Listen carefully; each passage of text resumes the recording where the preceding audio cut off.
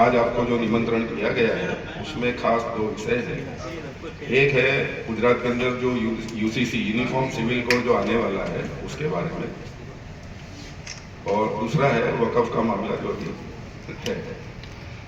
मेरा नाम इकबाल अहमद मिर्ज़ा है। मैं गुजरात मुस्लिम हितरक्षक जो समिति है उसका मैं मेंबर हूँ। गुजरात मुस्लिम हितरक्षक समिति जो है वो गुजरात के मुस्लिम समुदाय के सभी जमात, सभी संगठन, सभी संस्थाएं, सभी संप्रदाय और सभी मसलक का अम्ब्रेला ऑर्गेनाइजेशन है। तो जिसमें गुजरात के सभी मुस्लिम जो समुदाय है उसका पूरा प्रतिनिधित्व हो जाता है। ऐसी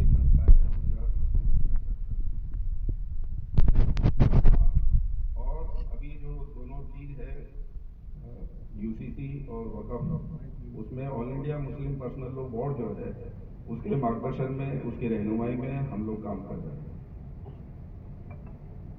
मेरा नाम इकबाल मिर्ज़ा है। जैसा मैंने बताया, हमारे बाजू में एडवोकेट मोहम्मद ताहिर हकीम साहब हैं जो प्रखर धाराशास्त्री है, और all India Muslim personal law board है उसके मेंबर भी हैं और उसके लीगल एडवाइजर भी है।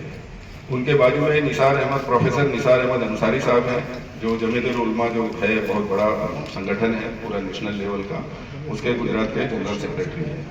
उनके बाजू में वासिफ हुसैन शेख साहब हैं जो गुजरात मुस्लिम हितरक्षक समिति है उसके संयोजक है, उसके कोऑर्डिनेटर हैं। मेरे बाजू में एडवोकेट इकबाल शेख साहब हैं जो भी प्रखर धाराशास्त्री हैं, और उनके बाजू में एडवोकेट गुलाब खान पठान साहब हैं जो बार काउंसिल है उसके मेंबर हैं। हमारी बहन है आरिफा परवीन जो जमात इस्लामी जो महिला विंग है उसकी नेशनल सेक्रेटरी है, और उनके बाजू में है हमारी जैनब शेख साहिबा, वो एएमआई जो है उसकी वहाँ पर काउंसिलर है जुहापुर से। देखिए, आप सब लोग को थोड़ा वो कर दूँ कि 2014 के बाद हिंदुस्तान में मुसलमानों की आजमाइश का दौर शुरू हो गया।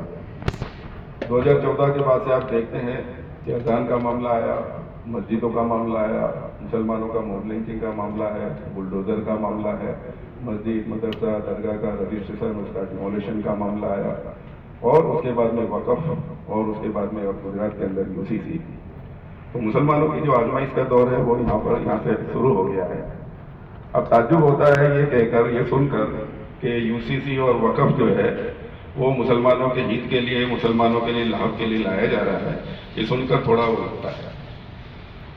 पहले ये होता था, पहले की सरकारों में, कि कोई कायदा लाना होता था तो कोई समुदाय, कोई जाति, कोई संप्रदाय, कोई वर्ग, चाहे वो किसान हो, मजदूर हो, उनकी कोई समस्या होती थी, उनकी कोई डिमांड होती थी, तो जिसके लिए वो सरकार से दबाव लाते थे सरकार पे, और वो बिल लाने के लिए वो गुजारिश करते थे। एमपी से, एमएलए से वो प्रेशर बनाने की कोशिश करते थे, रैली करते थे, धरने करते थे। लेकिन अब तो मामला उल्टी गंगा बह रही है। जिनके लिए कायदे लाए जा रहे हैं, उनके हित के लिए कहा जा रहा है, वही उसका विरोध करते हैं। जैसा हमने एमएसपी में देखा कि हमारे जो किसान भाई हैं उनके लिए कायदे लाने की बात हुई, और क्यों किसान खुद उसका विरोध कर रहे हैं, और पूरा साल उन्होंने विरोध किया उसका, लेकिन गवर्नमेंट कहती है कि नहीं, हम ये कायदा ला कर रहेंगे। और यही मामला अब वक़्फ़ का भी और गुजरात में यूसीसी का भी हमको देखने मिल रहा है। कोई मुस्लिम समुदाय ने ना उसकी डिमांड की है, ना उसकी कोई जरूरत महसूस हुई है, और ना ही कोई ये बिल नहीं आ रहा था उसके पहले कोई बहुत बड़ी समस्या हो गई हो, ऐसा भी कहीं कुछ था नहीं। सरकार को अगर कोई कायदा लाना होता है तो सरकार सबसे पहले अपना जो लीगल लॉ कमीशन होता है, उनकी जो लीगल टीम होती है, उसको काम सौंपती है कि हमको यूसीसी के बारे में कायदा लाना है, तो आपका क्या वो है, तो वो पब्लिक ओपिनियन लेके अपना रिपोर्ट सरकार को पेश करते हैं। तो 21वां जो लॉ कमीशन था उसने 2018-19 में सरकार के कहने के मुताबिक भारत के लोगों के, तमाम लोगों के सलाह सूचन लिए, और उसने अपने रिपोर्ट में ये कहा कि यूसीसी की जरूरत भी नहीं है और यूसीसी इच्छनीय भी नहीं, दोनों चीज बता दी उसके बाद सरकार ने फिर 2022 के अंदर लॉ कमीशन को कहा कि यूसीसी को लाने के लिए आप लोगों के सलाह सूचन लीजिए, मंतव्य लीजिए और रिपोर्ट दीजिए। 2022 में फिर वही प्रक्रिया को दोहराया गया, और वो प्रक्रिया दोहराने के बाद उसका जो रिपोर्ट आया वो संसद में रखा भी नहीं गया। तो जो चीज की जरूरत नहीं है, जो चीज हमारे आर्टिकल 25 जो मूलभूत अधिकार है, फंडामेंटल राइट्स है, उसके साथ जो डायरेक्ट टकराने वाली चीज है, तो उसके सामने यूसीसी को लाना कैसा होगा के लिए वक्त दिया जाए और उनको ध्यानपूर्वक सुना जाए, तो हम हमारे जो भी सजेशन है वो उनको देने के लिए तैयार है। तो कल इतने सारे लोगों को जो अहमदाबाद में है, इतने सारे लोगों को सूरत में बुला रहे हैं, और जितने भी संगठन है, चाहे वो सूरत के हो कि पूरे गुजरात के, उनको उन्होंने उसी दिन 1 घंटे का वक्त में सबको दिया है। अब 1 घंटे में इतने गंभीर विषय पर कैसे चर्चा हो सकती है, कैसे उस पर डिस्कशन हो सकता है? बंधारण बनाने में 11-11 साल लग गए और उसमें अमेंडमेंट करना सिर्फ 45 दिन के अंदर कैसे पॉसिबल है? तो हमारी आप सबके माध्यम से ये हमारी डिमांड है, हम मांगनी करते हैं कि गुजरात मुस्लिम हितरक्षक समिति जो है उसको अहमदाबाद या गांधीनगर में उसको वक्त दिया जाए और हमको इस पेपर अच्छे से उनको सुना जाए। अब मैं आप सबके लिए हाउस को ओपन करता हूँ। आप जो भी सवाल करेंगे, हमारे जो धार्मिक आगेवान भी है, हमारे जो एडवोकेट्स हैं, वो भी आपका जवाब, जो भी सवाल होंगे उनका जवाब देंगे।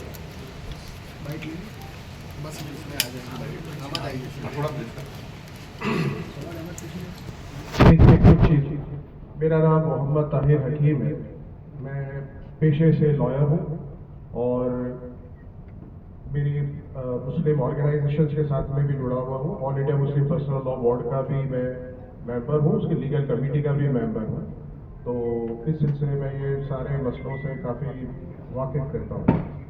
मैं आपको 2 चीज़ें जो लीगली है वो आपके सामने रखना चाहता हूँ, क्योंकि मेरे नज़रिए से लोगों तक ये लीगली चीज़ें जो पहुँचनी चाहिए वो नहीं पहुँची।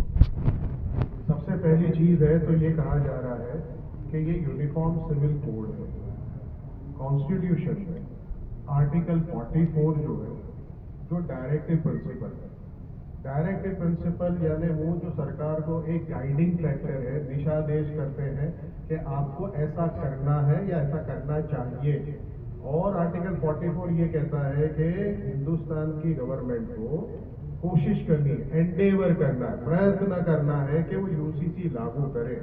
उसको बंधन करता नहीं करता कि या बंधन उसको बाधित नहीं करता कि आपको यूसीसी लाना ही लाना।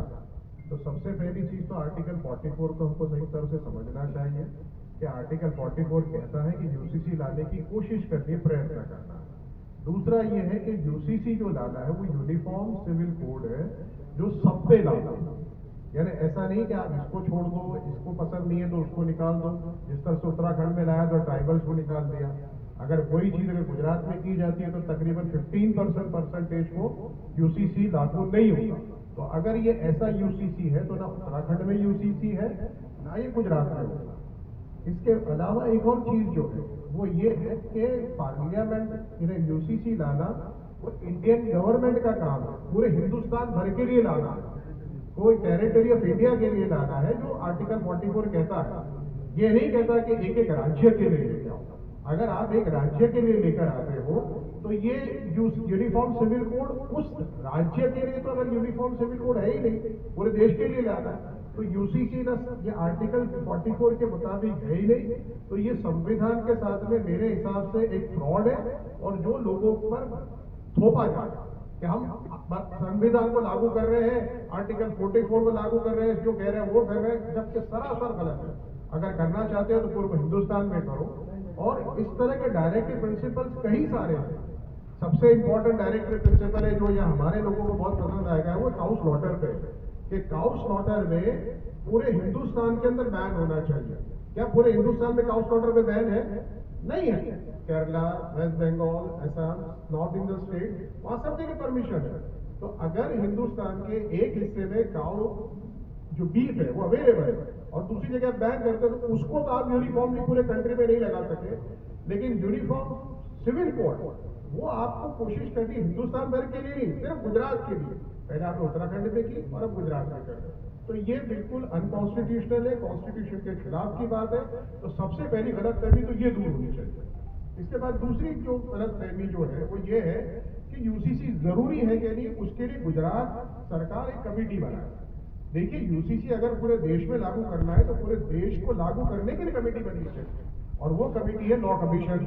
लॉ कमीशन, जैसे इकबाल साहब ने बताया कि 21st लॉ कमीशन ने ये कहा कि UCC is neither desirable nor required, ना वो जरूरी है ना वो इच्छनीय है। ये 21st लॉ कमीशन का रिपोर्ट है। 22nd लॉ कमीशन ने लोगों से अपने व्यूज मांगे, लेकिन आज तक रिपोर्ट नहीं दिया। इसका मतलब ये है कि जो अथॉरिटी बॉडी है लॉ कमीशन, उसने अभी तक कोई ओपिनियन नहीं दिया कि यूसीसी जरूरी है कि नहीं हिंदुस्तान भर के लिए। लेकिन गुजरात की गवर्नमेंट एक कमेटी अपॉइंट करती है और वो ये कहती है कि गुजरात में जरूरी है कि नहीं, हम उसको जानने की कोशिश करेंगे। अब ये कमेटी जो गुजरात में बनी उसके बारे में भी जान लें। ये कमेटी के अध्यक्ष बनाया है जस्टिस रंजना प्रकाश देसाई साहिबा को, जो सुप्रीम कोर्ट के रिटायर्ड जस्टिस है। ये वही है कि जिनको उत्तराखंड में जब कमेटी बनाई तो उनको वहां पर भी इनको अध्यक्ष बनाया। वहां पर इन्होंने मार्गदर्शन में इनकी सरपरस्ती में जो कमेटी बनी, उसी ने वहां कहा कि यूसीसी लागू होना चाहिए, जरूरी है, और इसी के एक शक्ल सूरत बनाई। उसी को आप अगर गुजरात के अंदर अध्यक्ष बना के कमेटी बनाते हो तो आप सोचिए कि कितना ईमानदारी का काम है। वही जज साहिबा को जिसने एक राज्य में यूसीसी लागू होना वो जरूरी ठहरा दिया और यूसीसी बना दिया, अब वो गुजरात में जब आकर कमेटी के अध्यक्ष बनती और ये कार्यवाही करती है तो हमको तो कोई उन पे भरोसा नहीं और ईमानदारी वाला कदम नहीं है। अब उस कमेटी ने काम कैसे किया वो भी चीज बता दी कि वो उसमें ईमानदारी की कोई कहते हैं टप्पू ही नहीं कि ईमानदार हो गया। वो जो जिम्मेदार जो अफेक्टेड है उनको तो बुला नहीं रहे, और बुला ऐसे लोगों को रहे कि जो उनको ऐसा ओपिनियन चाहिए वो दे दे और जाके मीडिया को बहुत अच्छा काम हो रहा है। हम कह रहे हैं, हमने लेटर लिखा कि हमको वक्त दो, हम आपसे एक अच्छा खासा वक्त चाहते हैं, आपको रजुआत करना चाहते हैं। तो हमको कहते हैं पहले कहा कि सूरत आ जाओ। अब सूरत आया तो सूरत ये मालूम हो रहा है कि वहां कई लोगों को बुलाया है, उसमें हमको भी बुला लिया। तो यहाँ से सूरत हमारे जाने का मकसद क्या, वहां इतने हुजूम खड़ा होगा उसके अंदर हम भी एक लोग होंगे, तो हम वहां सूरत जाना नहीं चाहते और यूसीसी को उनको रिप्रेजेंट नहीं करना चाहते। हमको अगर तसल्ली से वक्त दिया जाता है, इत्मीनान से वक्त दिया जाता है कि जहां हम 3-4 घंटे में हमारी पूरी रजुआत को कर सके, तो ऐसा वक्त हमने गांधीनगर या अहमदाबाद में मांगा है। अगर दिया जाएगा तो जाएंगे, वरना हम ऐसे जो कमेटी है उसके सामने हम जाना नहीं चाहते। तो ये दो चीजें जो चीजें मुझे आपको कहनी थी वो मैंने आपको यूसीसी और कॉन्स्टिट्यूशन के आस्पेक्ट से बता दी। और एक इंपॉर्टेंट चीज है कि जब भारत का संविधान बन रहा था और आर्टिकल 44 यूसीसी को संविधान का भाग बनाना या नहीं बनाना वो कमेटी तय कर रहे थे, उस वक्त जो उस कमेटी के मुस्लिम सभ्य थे उन्होंने इसके सामने वादा लिया, ऐतराज जताया कि अगर ये यूसीसी कल लागू होगा तो मुसलमान जो भारत के नागरिक हैं वो अपने धर्म पे अमल नहीं कर सकेंगे। तो इसमें आप एक सुधारा करो और सुधारा करके ये कहो कि ये जो लोग पर्सनल लॉ से गवर्न है, जो भी हैं, मुसलमान हैं, आदिवासी हैं, दूसरे जो भी लोग क्रिश्चियंस हैं, पारसीज हैं, उनको ये लागू नहीं होगा। तो अंबेडकर साहब ने उस कमेटी को आश्वासन दिया, जो आश्वासन हमारे लिए आज भी बहुत अहम बात है और हमारे लिए बहुत जरूरी है। हमारी पूरी जो आज एग्जिस्टेंस का दारोमदार वो आश्वासन। अंबेडकर साहब ने ये कहा था कि देखिए आप बहुत परेशान ना होइए, अगर भारत में यूसीसी लाने की कोई कोशिश होगी तो उस वक्त ये तय किया जाएगा कि जरूरी है कि नहीं, और जरूरी अगर लगा तो ये यूसीसी वॉलंटरी होगा, मर्जियात होगा, फर्जियात नहीं होगा। तो जो चाहे वो यूसीसी से अपने मामला चलाए और जो ना चाहे वो यूसीसी के लिए ना चलाए। तो आपको इतनी परेशान होने की क्या बात है। तो वो आश्वासन दिया जिसकी वजह से वो सुधारा जो प्रपोज किया गया था वो एक्सेप्ट नहीं किया गया और मुसलमानों ने उस टाइम पे इसको मान लिया। अब आज उसके बरखिलाफ अमल हो रहा है, जबरदस्ती यूसीसी थोपा जा रहा है कि आप अगर मानना चाहते हो तो भी करो, नहीं मानना चाहते तो भी करो। तो ये सारी चीजें संविधान बनाने के वक्त जो हुआ और संविधान जो है उसके खिलाफ की बातें हैं, और ये सारी चीजें, ये सब चीजें उसके खिलाफ है। और जो दूसरी सब चीजें हैं, दूसरे भी मेरे साथी हैं उनको भी कहूंगा, क्योंकि मैं अगर नहीं बताता जाऊंगा तो बहुत सी लंबी बात है। देखिए अब इसमें एक बहुत इंपॉर्टेंट बात है कि चूंकि मेरे साथी कह रहे हैं, हिंदुस्तान के बंधारण में, कॉन्स्टिट्यूशन बहुत इंपॉर्टेंट चैप्टर्स, हिस्से अलग अलग। एक है फंडामेंटल राइट्स, मूलभूत अधिकार, और दूसरा है डायरेक्टिव प्रिंसिपल। डायरेक्टिव प्रिंसिपल जो सरकार को दिशा निर्देश देते हैं कि आपको कैसी पॉलिसी बनानी है।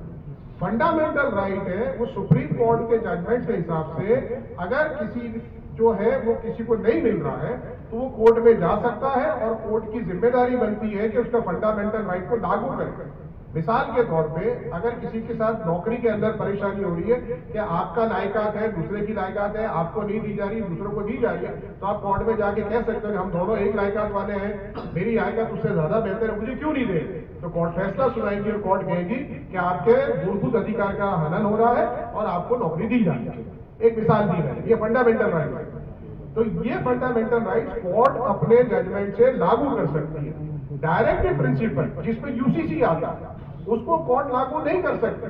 आपको इसलिए सुप्रीम कोर्ट के सारे जजमेंट मिले कि हम सरकार को राय देते हैं, सरकार से को मशवरा देते हैं, रिक्वेस्ट करते हैं कि उनको यूसीसी लागू करना चाहिए, लेकिन सुप्रीम कोर्ट भी सरकार को डायरेक्ट नहीं कर सकती कि आप यूसीसी लागू करो, क्योंकि वो डायरेक्टिव प्रिंसिपल है। अगर आपको दिलचस्प और जानकारीपूर्ण वीडियो पसंद हैं तो हमारे YouTube channel Muslim of Gujarat को अभी सब्सक्राइब करें। वीडियो को लाइक करें और ज़्यादा से ज़्यादा शेयर करें ताकि हमारा संदेश दूर दूर तक पहुँचे। आपका सपोर्ट हमारे लिए बहुत मायने रखता है। शुक्रिया।